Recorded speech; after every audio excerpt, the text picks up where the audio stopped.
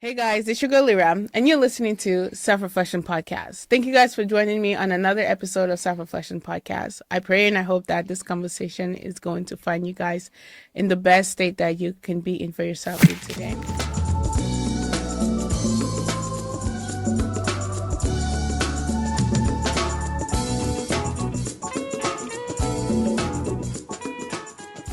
And if you are not doing your best, like always, I'm going to remind you to create some moment for self-reflection. Because this podcast is all about self-reflection, no matter what topic we go on. It always leads back to self. So if you're not feeling your best today, please go ahead and create some moment for self-reflection. And if you cannot handle the emotions that you're feeling by yourself in this moment, go ahead and seek that support, right? Reach out to the friend, the therapist, life coach, and pastor, whoever else you have in your life, right? Sometimes we just might need somebody else to talk to. So I hope that, this conversation is also going to bring some value to you and maybe ease the tension that you're feeling if you're feeling any type of tension, or maybe arise some tension in you, right? But let's get into our conversation today. Today we are going to be talking to my good old friend, Malik. Welcome to Self-Reflection Podcast. Thank you for having me. Very happy. I gotta say, I've seen kind of the behind the scenes of self-reflection from the video part of it from the beginning. So very much congratulations to you for the growth and how far it's come. So yeah, I just want to give you your big ups on that one. Oh, So, thank I'm you. very happy to be here. Yes, that's right. Before we get into a conversation, you were the first person that recorded me in the Yeah, studio. yeah. That was Yeah, the first that's one. interesting. Maybe we could talk a little bit about that. Yeah. Yeah, that's right. Okay. Well, before we get into that, can you tell our friends and family members on Self-Reflection Podcast who you are and a little bit about yourself? Hello, everyone. My name is Melhik Hailu. I am a filmmaker, director, cinematographer. Anything that has to do with film and the medium of cameras, that is my expertise. I was born and raised in Ethiopia, but live here in the Bay Area for about 14 years now. So been here for a while, but that's why I'm a creative, African creative living in the Bay Area. Love it. Yeah. Yeah, we need more. Definitely need more, especially Yeah. from our continent. I think there's so many creatives, but not enough resources. So hopefully, truly, but in the future we'll get growing. I know there's a few countries that go, and we're trying to bring up more countries and more Yeah. African vision to life for the mass, for the world to see. Yeah, that's the goal. I cannot wait because Yeah. there's so much to offer from us. Absolutely. Yeah. Okay. Before we get into our conversation today, I just want to dive back into what you just said earlier. When it comes down to growth, right? This is going to be a live, I guess, analysis of me. Um, Yeah. from the beginning of when I started creating Self-Reflection Podcast in the studio, what have you seen, I guess, change or the growth that you've seen in this space happen? Ooh. So first, even before the video, a lot of it was you talking kind of to the audience as yourself. So I think the video kind of included a guest aspect to it and having that conversation. So the growth of diving into conversations, having that conversation, you being a really great host and asking the right questions at the right time and how to build off of that. And I think that's definitely a great next step for podcasting, especially. And once you add video into it, it opens up the world even much more differently. So when you first came in, you were very clueless, I will say. But that's part of it, right? That's what we do here. We understand there's first timers and then there's experts. So hopefully I guided you in enough and gave you enough advice that it made sense. Yeah. But you took that and ran with it, and here you are now. I think it's been over a year at this point. Yeah, definitely. I want to say also thank you for all the guidance behind the scene. Telling me like, okay, maybe you should do this, you should do that. You should maybe say it like this. Those were very helpful, especially in that beginning stage when I first started sitting in front of the camera, I was Yeah. also very nervous. Yeah. You know, I was sitting in front of the camera, I was just like, but now it's like, whatever, it's there. You just got into it. I Yeah. remember you needed a few moments to prep. You were like, "Arab, I need to get myself together." You need a moment. Now you're just dive straight into it. So I love it. I love being here. that's the But comfort, yeah. thank you for that. And, you know, again, thank you for the feedback and the support throughout this time. Today, we're going to dive into a little bit of your personal life. You mentioned that you came from Ethiopia. Can you tell us a little bit about what is like to grow up as a child in Ethiopia when you were there? I mean, when I was a child, then growing up in Ethiopia, to me, life was great because that's the only thing I knew, right? I go to school, I hang out with my friends. You know, just life goes on. You see the trials and tribulations. It's a third world country, so there's all the troubles. But when I was born and raised there, that's the only thing I knew. So that was life. So I was like, everything is fine. Everything is day to day. And I think once I came to America and saw the difference is when I was like, oh, like, I've been through some things. Okay, I get it now. Okay, but even that, you know, it has made me stronger. It helped me adapt here better, and it gives you a stronger mindset once you've moved on. But when I was there and going through life where, you know, you don't get electricity every day, it's once a week maybe, or every other day. If you're lucky, water comes every 3 days. You just adjust. You save water, you move on, and that was just day-to-day life. And then you come here and you be like, wow, we actually survived on much less and much harsher conditions, and we were happy at that time. Because I believe, like, for example, here in America, you talk about a lot about how people are seeking happiness, even though there's the privileges of it. And I think I've realized that when you have it and you lose it is when you lose the happiness. But if that's the only thing you know, your base of happiness or what you consider is great is very much into that bubble, is when you go somewhere else where you start to see, oh, I didn't have this, so I must have lost that kind of thing. So growing up there, to me, I enjoyed every minute of it. I loved it. And I think as I grew older and I came here is when I realized, oh, I've been through a lot more than I think I thought about at that age. Yeah, and you recently just went back home, right? I did. Did you see any difference going back? Absolutely. I mean, I went back after 10 years. So the last time I visited was about 10 years ago. So it was very different. Also, my mindset has changed of how I operate. That's 10 years is most of my 20s. Yes. So how I see the world has also changed. So thinking what I think now and who I am now, and going back to basically my past and then seeing it's a very different thing. And I see the world, I see the place in a much different perspective. Yeah. But at the same time, I've also just got back right into my old habits and who I was when I was there, and just going back to the trenches of just hanging out with my old friends. I thought I was losing my Amharic, which is our language. And then I got there, and after like a week or so, I got it right back, and I was like, oh, thank God I didn't lose it. So it was there was a duality to it of like, I have been Americanized because I've been a good amount of my years have been here. But at the same time, when I got there, it was just like a flip of a switch of like I hadn't left. Yeah. So it's seeing those two comparisons and just enjoying the city and being nostalgic was an amazing experience. Make me like, I remember like when you're speaking, it reminds me of when I was in Cameroon. I kind of just fell back into everything, even though I didn't be there for like 17 years or so. So but you kind of just get back into it for sure. You know, going back and like you said, your past life, right? How did your early years shape your mental health as you move on into life? I mean, especially living here now. Living here now. I think we talk a lot about, especially with people of color, mental toughness. I think we grew up, even though we saw it as day-to-day life, we grew up under at least what Americans consider survival mode. That's how we grew up on our day-to-day life. That's just life for us. So when you've already figured out how to exist in that world, once you come here, a lot of things just seem like, all right, a lot of this is just superficial. It's Mm-hmm. like, I'm grateful to have this. I'm happy to have that. I'm okay because I've lived in survival mode. But what that means is when you're live in America and you're out of survival mode, how do you want to keep some of it because that's what built you. But Yes. at the same time, you're in a first world country. Now you have first world problems. And how do you balance those? How do you let go of some things and how do you keep some things Mm-hmm.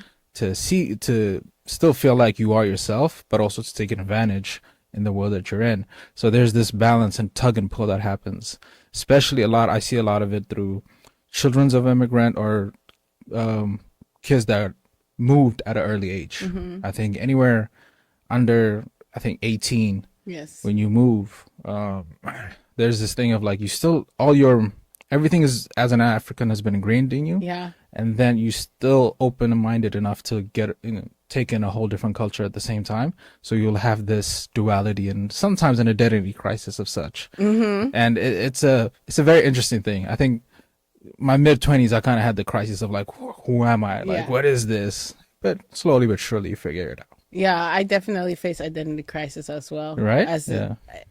for an African that came here in a young, early age.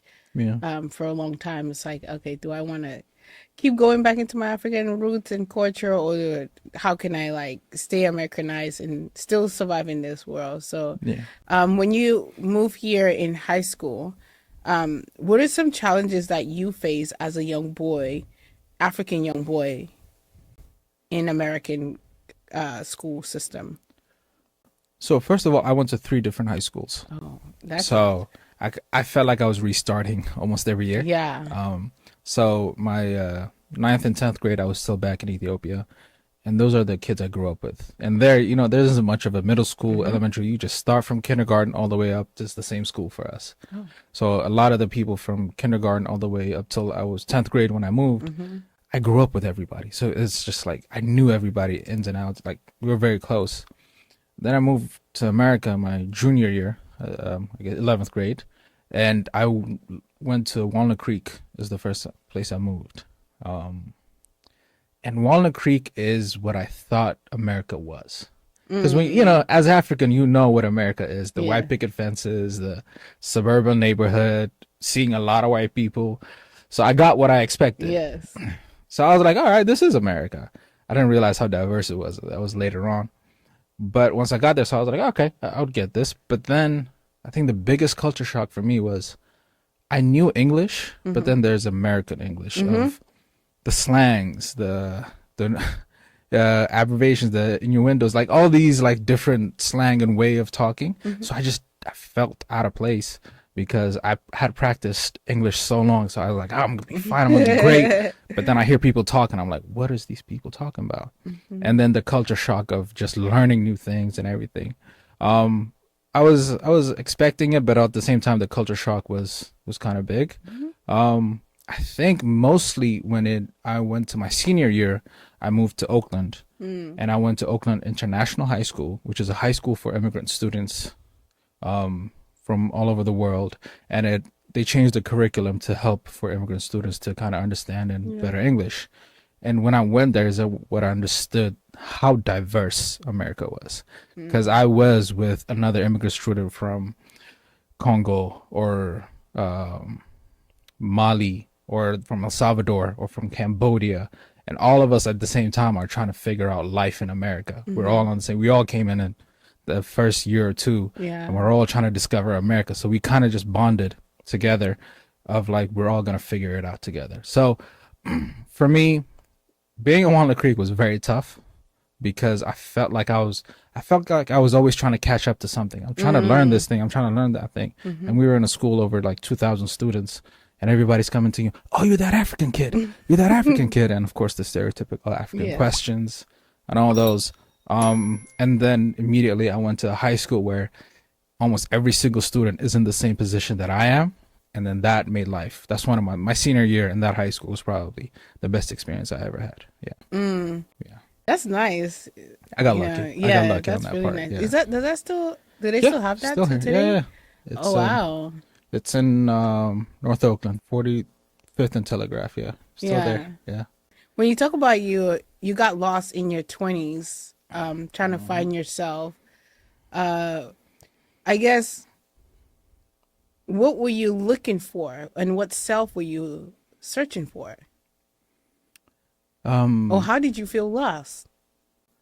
Well, that was the thing. I wasn't looking for anything. I just realized who I am as a person has changed. And there was this time where I needed, there's a next step in life. There was this big thing of, first when I went to college, which was in San Francisco State, taking a lot of those classes helped me understand the world very much differently, right? That's when I really took African American studies, and I understood what being an African American, a Black American here meant, and the history, because my history is different, right? I know what the Ethiopian history is, but the deep rooted history, and also knowing that you'll be treated that way and understanding it, and also having the responsibility of, I am represented as such, so I should also represent, so that I don't misrepresent the Black community and everything like that. So I learned a lot, and in college I just had so many epiphanies, but with that comes questioning, okay, what is my life? Who am I now? And then there's this great book, The Power of the Subconscious Mind, I think it was it. But there's a thing they say that it's by, I think, I can't remember his name, but I think it's called The Power of the Subconscious Mind. And when I was reading it, it talked about there's people that have a quarter life crisis between 22 25. A lot of American kids have it, which is right when you finish college and you're about to start life. You're like, what am I supposed to do with my life now? And then on top of that, that's when also you mentally develop of like understanding your identity crisis, of really analyzing your life and really going through it. Is that age is when it hits. For me, so it was, I had that at 22, 23, where I was like, well, then who am I really? And there's this parents that have kind of filled you with what your future should be, and then you start to realize you don't want that future. Well, if I don't want that future, what do I want? And am I doing the right decisions? And then all of those things started to think, and I kind of had a quarter life crisis of figuring out, okay, what I've been doing hasn't been what I wanted, so what do I want, and how do I take steps to go to what I wanted? But it's not just as simple as that. It's a zigzag of like me figuring it out, me having an emotional turmoil, figuring out. It's a zigzag. So I went through a whole different levels of ups and downs to finally have the idea of like, okay, I know who I am, or at least an idea of who I am at that age, and at least know what I want for my 20s at least, and then you keep going as you grow older. Yeah, for a young 20-year-old that's trying to figure themselves out in that space, what advice do you have for them? Advice. I think especially 20-something-year-olds now are very self-aware. So I think they've already kind of, and there's so much information with the internet and everything. I think they're pretty self-aware, especially talking to like, I've had, cousins that are like 18, 19, and I had a conversation with them, and I'm like, yeah, it took me like probably 5 years after when I was like 25 is when I realized, and they figured that out when they were 18. So they're very self-aware, so I'll give them credit. With that is, this too shall pass is a quote that I've heard a few times and kind of hit. And when I was at that time, I didn't think, oh my God, I'm going to be stuck here. This is going to be forever. Yeah. And then as time passes by, I figured it out. And then now, years later, looking back at it, I was like, it passed by, and I'm here. I survived. I'm still okay. So this too shall pass was, when I heard that quote, it hit different for me. So that's what I would take on. So whatever you're going through at that age, or if you feel like you're stuck in any way, that too shall pass. I love that. Thank you. That definitely spoke to me as well right now. So thank you. Going back into your studies, we talk about, mental health. And you talked about history, being an African man in America, right? Your history is a bit different than an African American man who consider themselves African American here. It's a bit different. And I believe the other day when I was talking to you, we touched on, do you feel the weight which many African American men feel when they go out into the society as an African man, and also knowing the history of which they've been through? As a concept, yes, but in reality, no. Meaning I understand, because almost every African country has gone through some sort of trauma as a citizens and everything. So I understand the turmoil it has created as through generations, but specifically of the race between white and black race and that systemic oppression. Yeah. And just being hated just for the color of your skin. I don't understand that, because there's no part of my history that has had that before. I think I know you know Trevor Noah. I really follow his work because he really nicely puts a lot of things. And the one thing I took is, when I first came to America, I came in as, I'm an Ethiopian. I am in a foreign country. I am already an immigrant. So I understand that this is not where I'm supposed to be. So I came in with all right, this is what it is. Let me figure it out. And then as I lived here, I was like, okay, I'm treated as a Black American, and Black Americans are not treated fairly. Okay, that is an obstacle. So what do I do? Because my goal is to succeed so that I can grow Ethiopians, right? That's how I came in. Yeah. So I saw it as a third person perspective of like, this is the circumstances of this country. What do I need to do to thrive in here? What challenges do I need to accept? For an average African American, that's their home, right? And I remember when Trump got elected in 2016, there was a lot of people that says, I want to move, I want to get out of here. And there was this thing in the back of my mind. I was like, if things go bad, I can still go back home, but I have somewhere to go back home. So I always had the backup plan. And on top of that, I've gone through the challenges to move to a whole nother country and start a life. I can go do it again. So in the back of my mind, I had an escape. But for a normal African American or Black American, they don't have that. This is home. It's like being against the wall, and the world is coming at you. So you have to fight back. You will feel emotional, and you have to do something. You will feel angry because you feel stuck. Because this is your home. This is your history. There's nowhere to go back to. But as Africans, we do have it. If all else fails, I can still go back home and still make a living somehow. So that mentality is when I realized, okay, I don't experience it the same. I feel it. I empathize. I get categorized as such.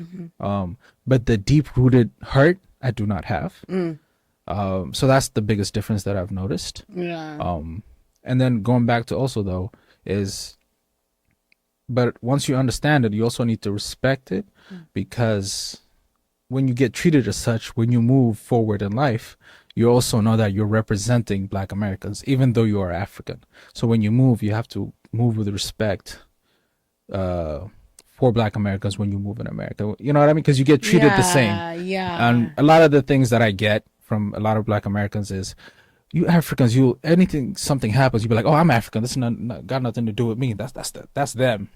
And it's that mentality of like, no, we're all represented the same. We're all seen the same. So might as well work together for a better goal.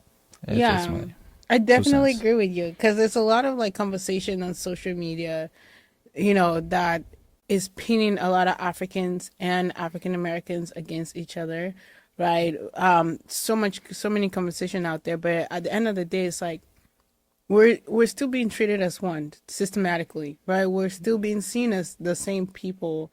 And like, I love what you said, like having respect for, the trauma and the hurt that African Americans have been through in America. Not to say that us Africans haven't gone through our own trauma back in the motherland, but, I think there's still space for us to still give them that like acknowledgement and respect.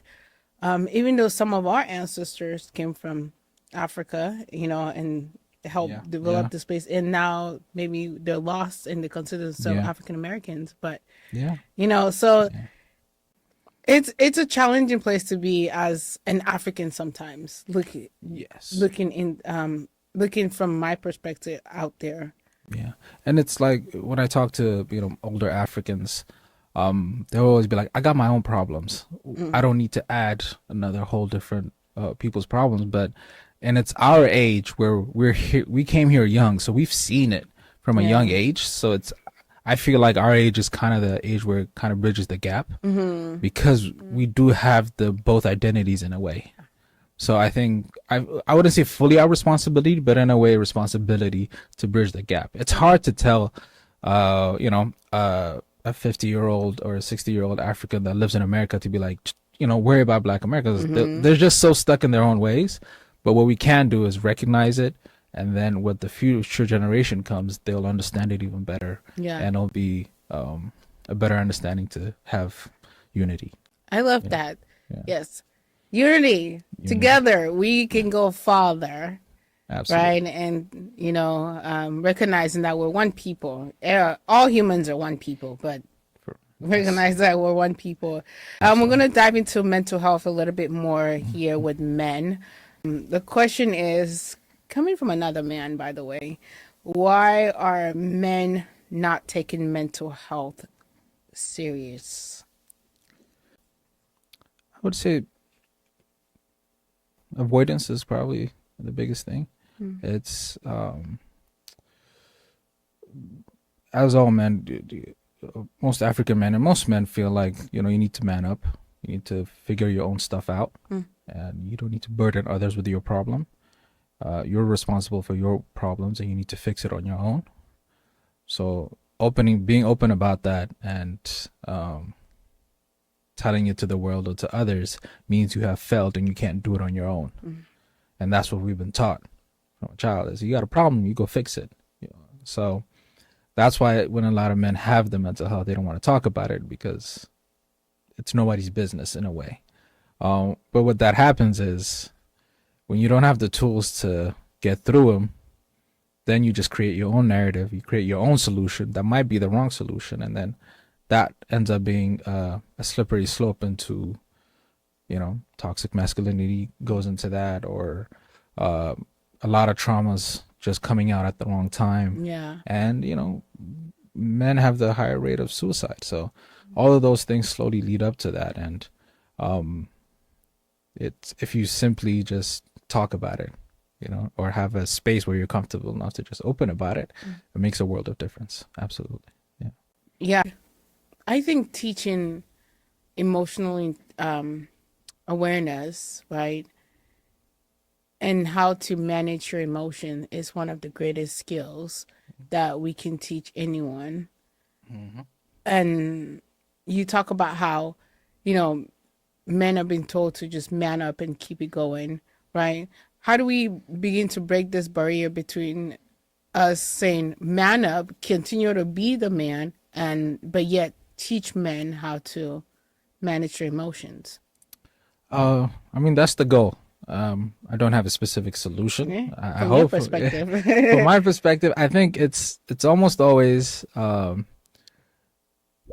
creating a space where men feel comfortable enough to do so. And a lot of the times it comes with friends and brotherhoods that they've created. And I think it takes each individual to be like, hey, yo, what's going on? What's up with you? How's your day? Let's talk about it. Just from a close friend. And a friend being willing to just listen, even though they don't have a solution. And if they can just do that with a friend, then they can do that with another friend right there.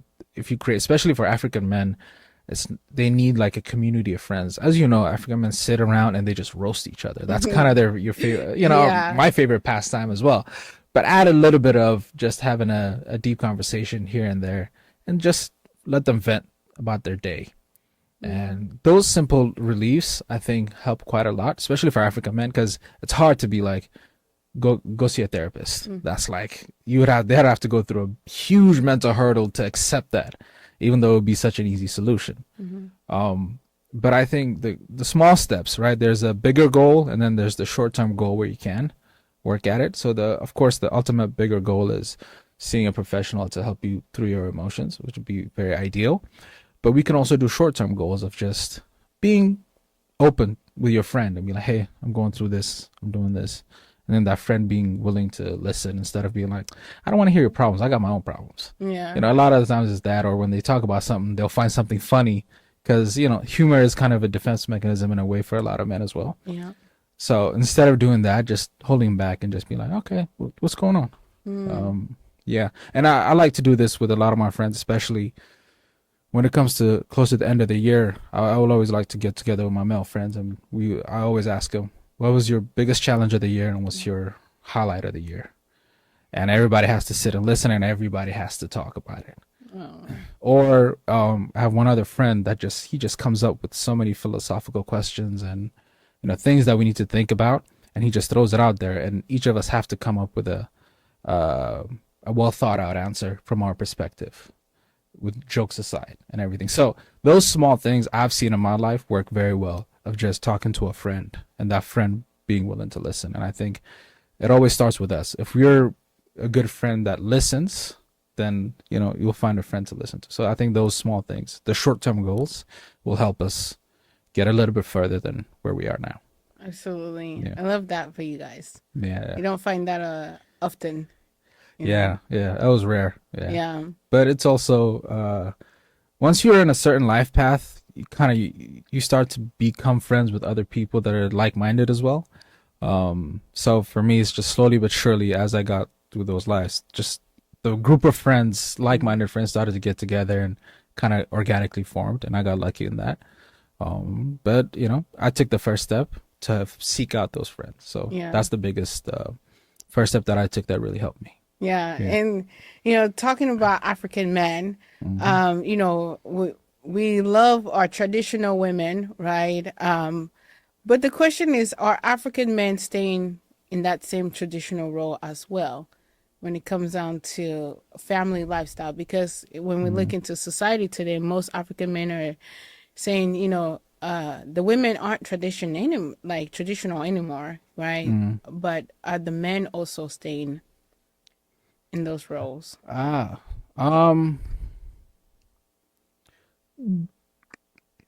From what I've seen, somewhat, but it's also a modern world, right? There's always a more updated version of what we thought something was. Yeah. Right?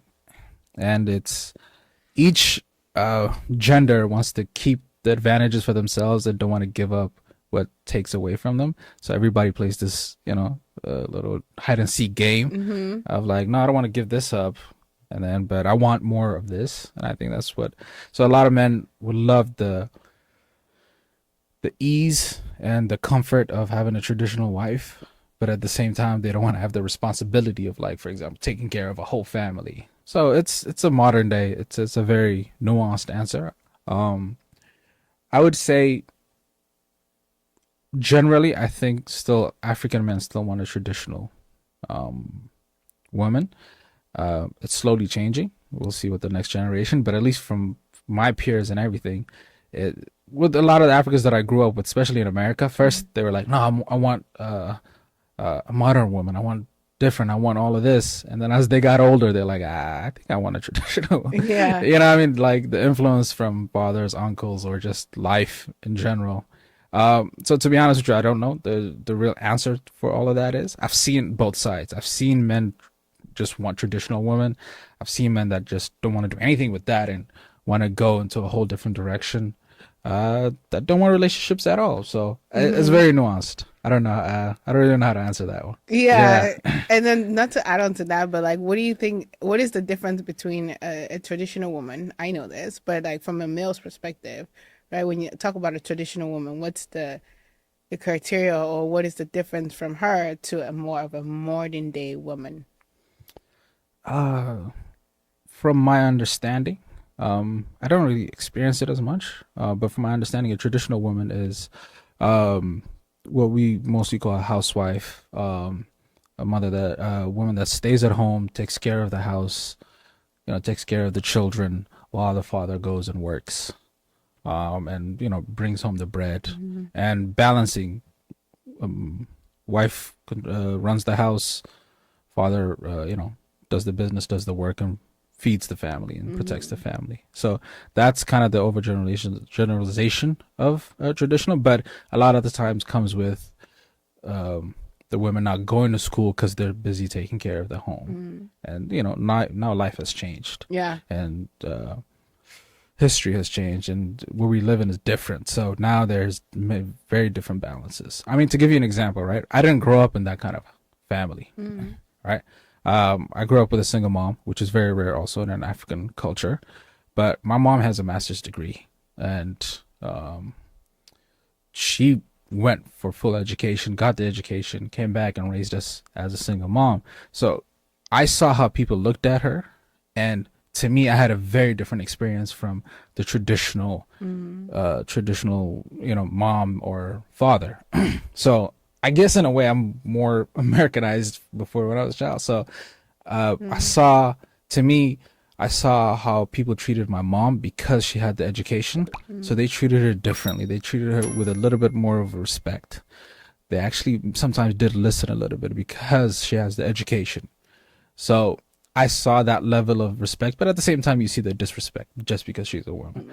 But my mom is a beast, so she raised us by herself in a third world country.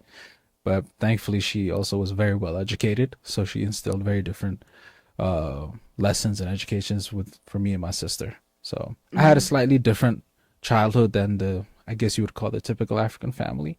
So where I saw it's always been like that, and what is traditional for me. So that's how Yeah, and talking about your mom, getting her master's, more women in today's society are getting higher education than men are doing. From your perspective or male's perspective, why do you think so? Especially I'm having a conversation based on America, right? in America. Education is open for everybody. Yeah, Why are less men going to college than women are? that's a great. I would say first of all, the access of it's worldwide. I think um, nowadays a lot of men just want to go into the workforce. From what I've seen, this isn't some fact. That is just what I've noticed. They want to, especially in America, there's this real push for entrepreneurship. So everybody wants to just go their way and figure it out, start your own business. And America, it gives you that capitalism mentality. So I've noticed in the last, especially 10 years, a lot of people just want to start their own business and go the route of all that. And higher education in general it's kind of slowly fading away, or it doesn't have the same respect as it used to have, at least when I was in college, 10 years ago. So that's my guess. I couldn't really tell you as to why. But I'm happy that women are getting higher education and they're pushing forward. I mean, for example, my partner has 2 master's degrees and I have none. So it's if you want to pursue it, why not? Right? Yeah. It's if you feel like you need the knowledge and you believe in it, absolutely go ahead. I just don't have the patience for school. So I was like, I got my bachelor's degree and I was like, I'm out. I'm done. Yeah. Yeah, I don't know. That was a question again coming from What do you Mia. think? Why are More men women. getting Women are getting more higher education than men. I think there's a deep rooted seed in why women are getting higher education. It's just not because of this society. I think it stems from history, from where women never used to have the opportunity to go to school.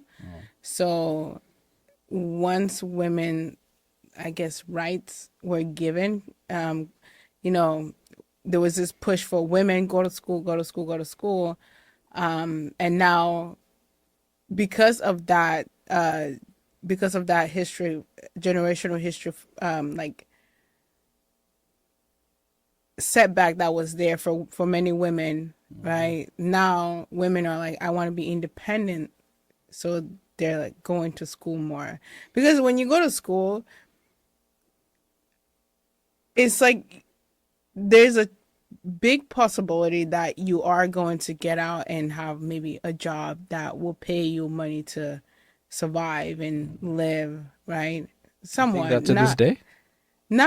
It's not going to give you the $1 million dream. Like, you know what I'm saying? Like, it's not going to give you the Bentley, all of the fancy stuff from just having a bachelor's and even maybe a master's, right? However, it does have like a security. It's like a blanket somewhat. And a lot of women are using that as a blanket to survive for themselves. And also when you look at society, and the generation before us, there's a lot of divorce that's happening. Many men are leaving their homes, right? Especially in the African American community, Yeah. many men left their wives, which allowed the women to try to figure things out by themselves. And because there was a lot of single parents, women trying to figure their life out and trying to raise kids, I think they installed that belief in their children, like, hey, you shouldn't have to depend on a man for so long, you know, or you shouldn't have to depend on a man all your life. Go to school and get an education. At least you're gonna have that blanket to fall on if something ever goes bad. If you don't get, oh, like you have a divorce with your husband, at least you can fend for yourself. Absolutely. So I think there's various reasons why women are succeeding today in society.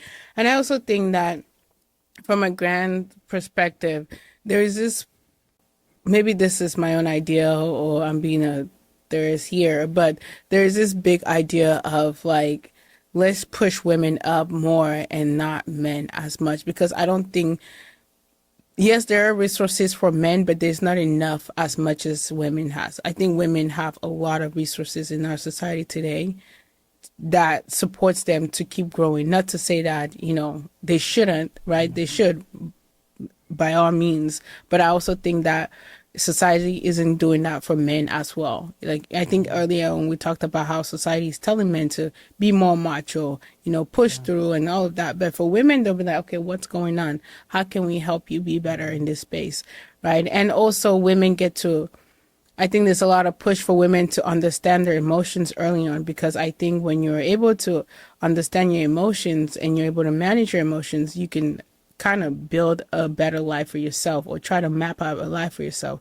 But if you're a man with all of this testosterone and you have, you know, I have to figure life out, I have to figure life out, there's no time for you to work on your emotions. There's no time for you to become emotionally available for yourself even. So education becomes something that isn't at a forefront somewhat. So I feel like we can go through so many different scenarios here. Yeah, I mean, it actually reminded me also. It's also, and I've heard this from different women that have pursued higher education, is they feel like they have to work twice as much, get the twice as much credibility in order to match the same as what a man would get, right? Yeah.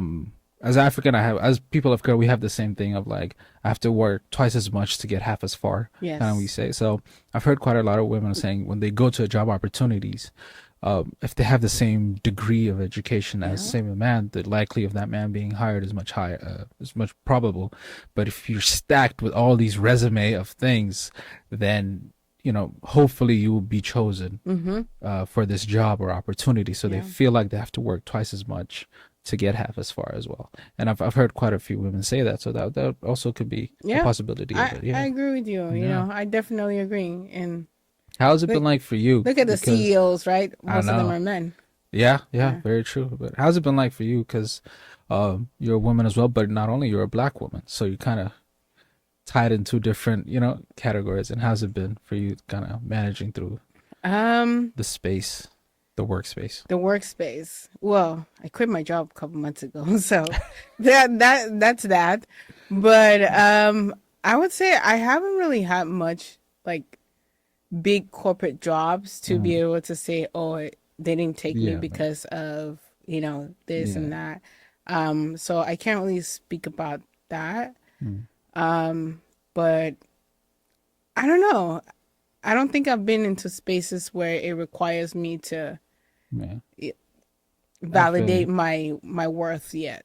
Maybe it's coming, you know, but it'll be too late because I already know I'm worthy, right? I'm worthy of everything. Like, you know, not to toot my own horn there, but we're our own best champions. We gotta promote ourselves. That's the only way we can make it. Yeah. You know, before we end our conversation here, I know you said you want to go back to Ethiopia and support and build. That's why you're here. What is it that you're trying to go back and build, and how do you see yourself supporting the generation behind us? Great question, actually. So how I build it is through what I love, which is film and building the film industry, which helps having Ethiopian film creators express themselves. And we get to see many different perspectives from Ethiopia, and, you know, Ethiopians getting to express art, which when I was still there in Ethiopia, didn't really see that much creativity at all. Mm. There isn't enough resources. There's not even an industry, a film industry that's established enough, for filmmakers to do their work and express themselves. So when I first moved here and I started doing film, I had the hope of like I wanted to open a film school or I wanted to build something. And as the years go by and I talk to certain people, that dream died a little bit. I'm just like, it just, when the obstacles are just way over and you're just like, this is going to be very hard. And then I was like, when I retire, I'll deal with it. But then recently, at the end of 2024, I went back home, like I said, after 10 years. And I actually met a lot of Ethiopian filmmakers that live in LA that was also there in Ethiopia at the same time I was. And they introduced me to this beautiful community that this small, big community was kind of growing as a film industry. And that's when I realized, oh, this idea and dream that I had is not actually that far-fetched, because there are filmmakers there that are using the very little resources that they have and creating something beautiful already. And so that dream and that idea came back again, where I was like, well, okay, then I have the resources, so what can I do? So during that time I went to a lot of panel forums, the film festivals that they had, and just went and talked with other Ethiopian filmmakers that live in Ethiopia and what their experience is and the challenges, the just the what kind of films they want to make and stuff like that. So I just soaked up all of it, and it was very much enlightening and very much rejuvenating, which I enjoyed very much, and it reignited back to my passion of doing something back home. So yeah, I have goals, and there's a much bigger goal. It's showing the Ethiopian film and cinema to the rest of the world. But that's also a very big goal because there's, again, so many obstacles that are in between. But there is also short-term goals, that there's small steps you can take just to support and say, hey, with the resources I have, let me help you as much as I can at this moment, and then we'll work towards the bigger goal as we go. So yeah, so taking that trip back home was really eye-opening for me, and yeah, hopefully we're gonna make something happen. Yeah, I'm excited. That's good because, anything for Africa. I love Africa. Absolutely, That's absolutely. my baby. So anything to push it forward because I think there's so much talent back there, but there's no resources. So Yeah, anything absolutely. to have us going. When it comes on to mental health, self-care, what do you do for yourself to prioritize your mental health? What do I do? The number one thing I always say is I need time to decompress. That's kind of has been my savior. So it's after a long day's work, everything, I need time to myself to just think about myself, not think about my life and what I do, and just to calm down. And I have found that having those times and moments is a very key moment for me, where I can let go of the day and then be myself, and then because I have to go back and do it again the next day. Yeah. So decompression, having time to decompress, has been a very key thing for me to keep my sanity. Yeah, so that's been a very big part for me. Alone time, decompressing has been those are the small things, right? As a person growing, and just being an adult, it's always seeking knowledge and learning about myself, whether it's through books or podcasts or whatever it is. Well, I don't read books, audiobooks. I listen to audiobooks, and I love listening to podcasts, and other forms of just people that I admire that have a wealth of knowledge, that I consider have a wealth of knowledge. Listening to those to keep constantly self-reflecting and analyzing who I am as a person and what I'm growing to be. So I do those things through what I'm consuming, but to keep the balance, I decompress. So those are the two key things that I do to keep me leveled. Yes, I love it. Self-reflection, it's best. I feel like most of the things that we do is self-reflection. Absolutely. So I always encourage that. Even when things are challenging, I always I always fall back to that. I love that you said. Thank you guys so much for joining us on Self Reflection Podcast. I hope that this conversation was interesting, fun, and also exciting in some ways, and brought you some type of value today. Also, before we head out, I want to encourage you, if you've yet to subscribe to our platform, please go ahead and hit the subscription button as we seek to continue to grow our community here on Self Reflection Podcast. Before we go, do you have any final words for anyone listening, or anywhere they could find you or your work? Keep watching Self Reflection Podcast. It's amazing. Yeah. If you guys need any podcasts as well, come to LOS Studios. This is where we're at right now. We have our very regular studio guest here. So yeah, if you need to have a podcast, if you want to do any type of film, please let us know. But other than that, thank you for having me. I know this interview is long overdue, and I'm very much happy to have had this conversation with you. Yeah, thank you. I know it's been over a year or so since been over a year. We're trying to figure it out. Trying to figure it out. So I'm glad it happened as well. Yeah. Thank you guys again so much for joining us on Self Reflection Podcast. Malik, thank you so much again for being here.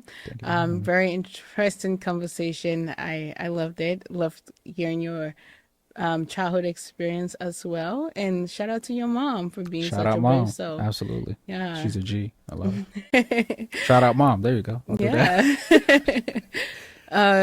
I hope that you guys have a blessed day. Take care of yourself, love yourself, be kind, and be gentle with yourself. Until next time, you're listening to Self Reflection Podcast, and this is your girl, Lira. Ta-da! Good. Go and check out Self Reflection Podcast. It's on your favorite platforms. Check them all.